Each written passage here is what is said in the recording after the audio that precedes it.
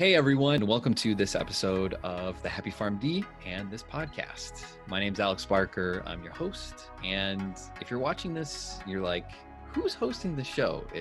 First it's Chris and it's Alex. What's going on? Well, I wanted to do a special segment. The Happy PharmD, we created this to help pharmacists see other careers for themselves. And honestly, something I tried in the very beginning was to talk about business. What about all the opportunities that are possible? And the consistent feedback I got from pharmacists was, there's no way. I can't do this. There isn't any room for opportunity in our field, or people just feeling like they couldn't do it. And so when I met with Alex for our Happy PharmD Summit, I talked to him about his career and how he's transitioned to all sorts of new things. And something he mentioned was that he's now working on a business. And that's when I kind of had an idea in my head. And how cool would it be to see a pharmacist who just started something recently and watch them go from startup idea to having success?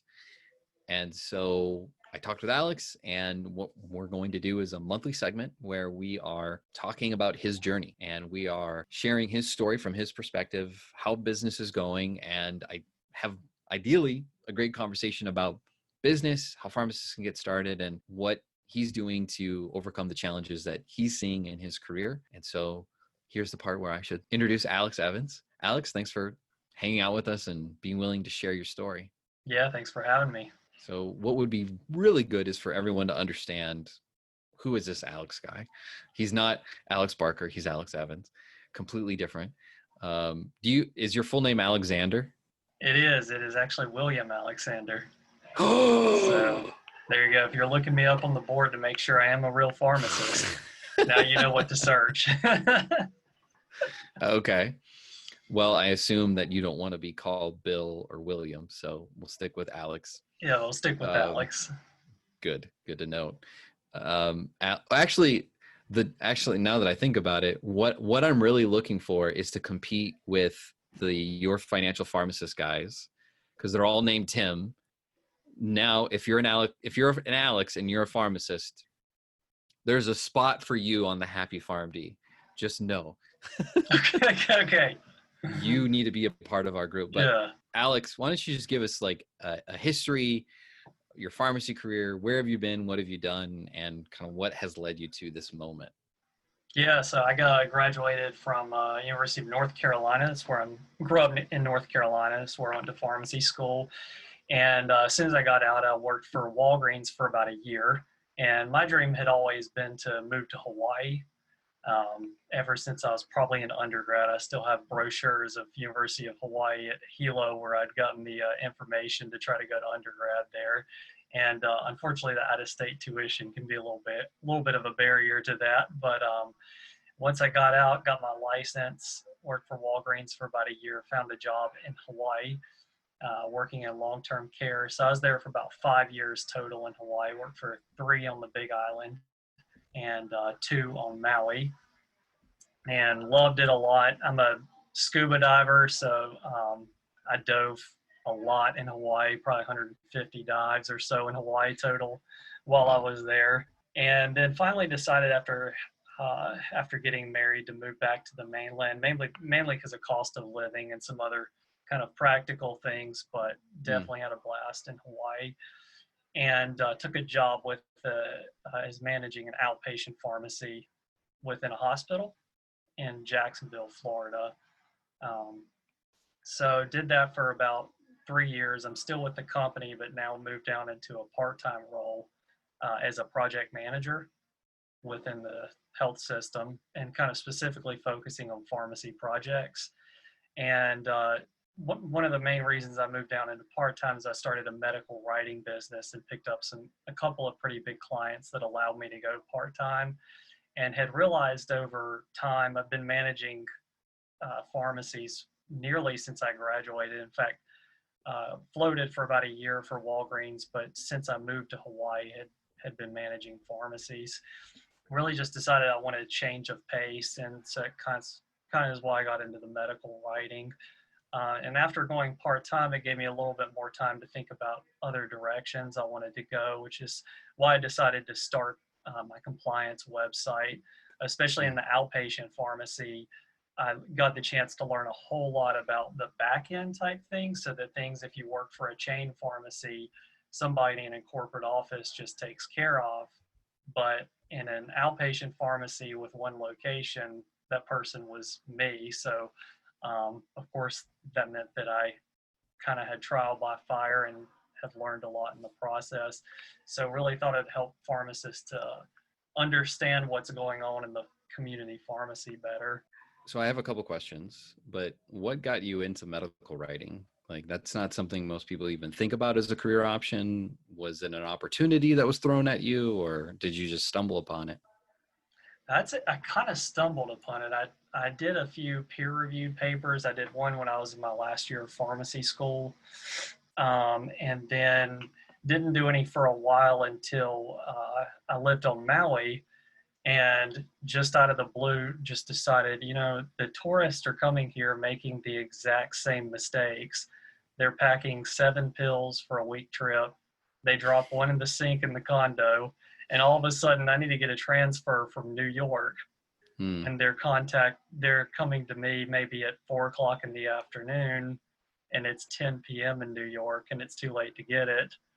So why don't I write an article on this to help pharmacists on the mainland prepare their patients a little better before coming to Hawaii. So contacted Drug Topics, kind of just out of the blue, random choice, and they liked the idea, and then they offered to pay me, which actually had not even occurred to me you could get paid for it, because I've been doing peer-reviewed papers, which of course are Right. not typically paid. So that I was kind of like, whoa, this is sweet. You can write and get paid for doing it. Right. So yeah, after doing that first one, I later on picked up, maybe 5 or 6 months later, picked up Pharmacy Times as a regular contributor, and really was just doing it on the side for a while after that. And then when I decided I kind of was more interested in pursuing medical writing than moving up in management, then I started really going after it and trying to pick up new clients, and it just took off from there. Mm. You said that you were looking for a change of pace, and I've heard that phrase many times from pharmacists. A lot of people, usually it's because of feeling burnt out or just worn down by the system. Um, to leave a full-time job to go part-time is pretty scary these days, considering that a lot of part-time people are being let go. I don't want to sound like I'm trying to scare Yeah, you, but yeah, you know, like what you did is pretty risky. To do something like that, especially with the coming recession and all these warning signs about all these bad things that are happening. Um, what what triggered the desire of a change of pace? I think for a change of pace for me, so I actually, just to get it out there in the first podcast, I actually love being a community pharmacist. I do enjoy the job. I needed a change of pace from management. I've been doing it for a long time. And in this particular role, it has been very challenging. So that was kind of the biggest drive for me to start pursuing medical writing. But I do think regardless of what you're looking for in change of pace and career change, the most important thing, even in the role you're in now, is to provide value to your employer. If you're not providing value to your employer, your days are probably limited regardless. One of the big ways to do that is to continue to grow and to develop new skills. So I definitely felt nervous and unsure of making the move of moving to part-time when I first did it. Even when I got a big contract that would give me the 20 to 30 hours a week of writing work if I wanted it, certainly felt nervous. It's a big jump, but ultimately what I felt like was more risky was staying in the same position without growing new skills and without developing anything new. Because if you look at it, then if you're in the same position 10 or 15 years, but you're also not growing your skills within that position. I think there's nothing wrong even with spending your entire career at the same company, but continuing to build in new roles and new skills within that company is what's, I think, is ultimately job security.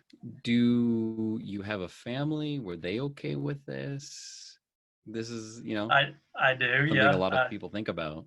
Yeah, definitely. I'm married and have one son who's going to be 2 in January, and so yeah, we certainly had a lot to think about. In my particular case, I was lucky the employer offered health insurance as a part Mm, timer. So, from my experience, health insurance is the biggest right. factor to consider when going part time or freelancing or anything like that. Really, the retirement and the other kind of benefits are more doable than the health insurance. Does Um, your wife work as well? she does, yeah, Okay. yeah, she does. But really, by the time I asked for part time, I think what helped me is I had enough work in place that I knew I could cover my bills. Not saying Mm, make the exact same amount of money right away, yeah. but I could cover my bills with the part time work plus the writing work. And so I guess there's a few different ways for any pharmacist or anybody wanting to go part time or freelance. One way is to just drop what you're doing and go full time, and then try to pick up work, which I think is the not the optimal way at all of going. Scary. The second way is a lot less scary, but certainly takes a lot more time, and that's working your full time Yeah. job, and then nights and weekends you pick up your business. Yes, totally. That's the way I would recommend as well. A good friend of mine named Nick Loper of Side Hustle Nation, who he talks constantly with people who have side hustles and businesses. And one of the ideas I learned from him was to have your number. So the the number that you need to achieve in order to go full time into the business. And one of the toughest decisions I had to make in my own transition was, I think it was like in October of 2017. I said, I'm going to pretend like I don't have a full time job, and I'm just going to live off of my business and pretend as if the business is supplying my every need. And that was really scary because I was like, this is real. Yeah, yeah. But after doing it, for a good 3 months, I realized like, oh, this is possible. And I didn't need to dig into, my full-time job income to survive. And it gave me a lot. It's the confidence. That's really what it's all about in business, is confidence. And it made me realize, okay, I can pretend as if I don't have a job. I don't have a full-time income or health insurance. That's what really helped me. I'm glad you knew your number and that you had work. And medical writing, I feel like is ripe with opportunity. There's always companies that are producing new content, new writings, and there will always be new drugs that need to be talked about. It's a great business model because there's always new things to be written. I imagine probably a lot of your work, actually fill us in. I think everyone has a general understanding of medical writing, that you write things for companies to educate healthcare providers. Sometimes it's for patients, sometimes it's internal. For you, is your company just you at this very moment? Is there a team? Are you wanting to grow? Like, give us the Yeah. current status. Yeah, for the medical writing, it is just me. And right now, I think I'm looking more at focusing on my website as far as growth potential, and using the Gotcha. medical writing to kind of fill in the gaps for my part-time job. But yeah, it's definitely an enormous field. Everything from consumer health, marketing writing, CE, regulatory writing. It's a really, really large field. That being said, it's also in really high demand. I've really didn't start doing it seriously until probably September, October of last year, and Okay. in the past few months, there've been a few times I've had to turn down work. So it can be done, especially for writers that produce really high quality content. They're in very high demand. Now, what I always like talking about is the vision. Like, what is it that you're aiming towards? When you know that, you kind of have a good direction for the future. And also, for a host's perspective, I get to maybe, I don't know, challenge you to achieve those goals Yeah, and what I'm hoping for, like what's going to be really cool, Alex, for both of us is to like look at this interview a year, 2 years, 3 years from now, where you're like, whoa, you know, when I look at, I recorded a video of me on Facebook paying off our house. And like, that's a milestone time. And it's like, holy cow, you know, I can't believe, you know, I was there at one point, because then when I paid off my house, like doing what I do now was a dream. So from you, so that we can document this moment forever, and Yeah, your children's yeah. children will see this, as long as the internet exists. Yeah. What is it that you're hoping that this business will do? What's like the big vision for it? Or, you know, I'd love to hear what you're thinking about. Yeah. Oh gosh, yeah, that's a few different things, but I think probably one of the biggest things is I want to be able to show my son and my family that I do not need an employer to take care of them. And Mm, so I'm definitely an entrepreneur at heart, always have been. You know, you go to, thankfully I've had good experiences with the majority of employers that I've had out there. Even with the employers with good experience, as you know, job flexibility can be more limited, vacation time, going to your kids' ball games, dropping them off from school. My son's not old enough for ball games yet, but I can already tell he will be into sports when he gets older. Yeah, as a dad, I want to be there for him in that sense. And I want to mm, show him by example that he can do anything that he wants to do in life, and that he does not necessarily have to rely on just getting a good job at a good company and you show up to work with your daily commute and that's pretty much it, that there are yeah. opportunities out there. So my ultimate goal is for him to never remember a time when dad needed an employer in order to Mm. provide for him. That's really cool. I really enjoy that. I can relate to it because, you know, as soon as you and I are done talking, I get to go pick up my girls from school. I never got to do that when I worked my 9 to 5. There's something about that flexibility, even though maybe there's more demands. I'm sure maybe we'll have an episode where we just talk about like the stress, because it's real. Yeah, yeah.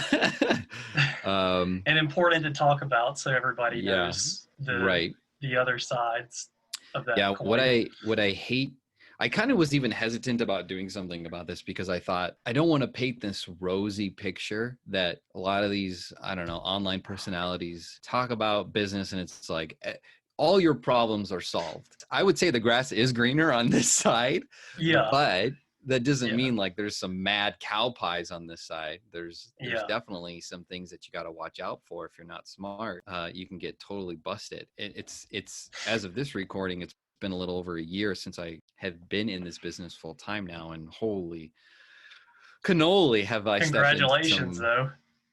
Thank You've made you. it a year. I mean, I think that's a huge step.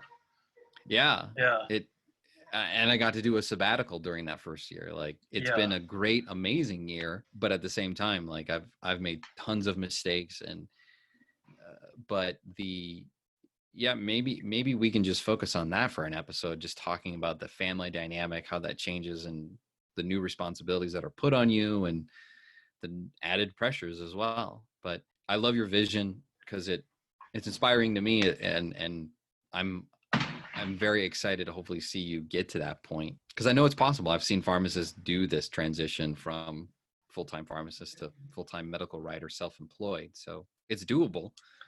We'll get yeah, there. yeah. And I think too, just to for all the other pharmacists out there that are listening to this and are working full time and have no idea what they want to do on the side, but know they want to start something. My personal experience has been getting from zero to $500 a month even was just as enormous of a hurdle as it has been to get from 500 a month to where I am now, which Yeah. has been enough to go part time. So just know in the initial phases you're kind of feeling in the dark, and now that I've started a Yeah. website, it's like filling in the dark all over again. But I know from going through medical writing, like that barrier is high. You know, initially No. work comes more easily now because I have a portfolio, and maybe we can do an episode where we talk a little more details on building a portfolio if others are interested in the medical writing aspect. But initially, I probably sat here in this co-working space on my day off and sent 50 emails to get 1 to 2 responses. Yep. And then maybe one of them will hire you and you hang on to them for dear life and you make sure that everything you send them is perfect. Mm-hmm. Yep. Yeah, we can talk a lot of all of those topics because all of them are relevant for practically any business model. Yeah, I definitely want to encourage pharmacists. If you ever thought about medical writing, go for it. It's doable. Yeah. We're probably gonna have on the podcast at some point Brittany Hoffman Eubanks, who is also a pharmacist, full-time clinical or full-time manager in the community setting. And she's also created a medical writing business that's growing, very successful. And she started with barely making anything, but momentum happens. And actually, there's actually quite a few pharmacists I know that have gone from nothing to something.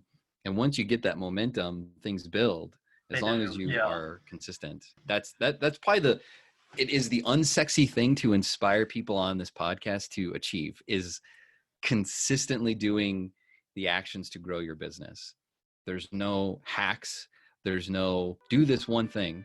It's a myriad of different activities that I'm sure we're going to be talking about in the series ahead. So make sure to subscribe, because once a month we'll be publishing these interviews where Alex and Alex will be talking about business and the realistic things that you can expect once you start. We will be sharing, I'm sure, practical tips that can definitely help people in the process. But for you, I want this to be hopefully inspiring hope that there are things that you can do to practically get ahead. So very excited. Alex, I want to thank you again for being with me in this podcast, and excited for the future. Thank you. Me too.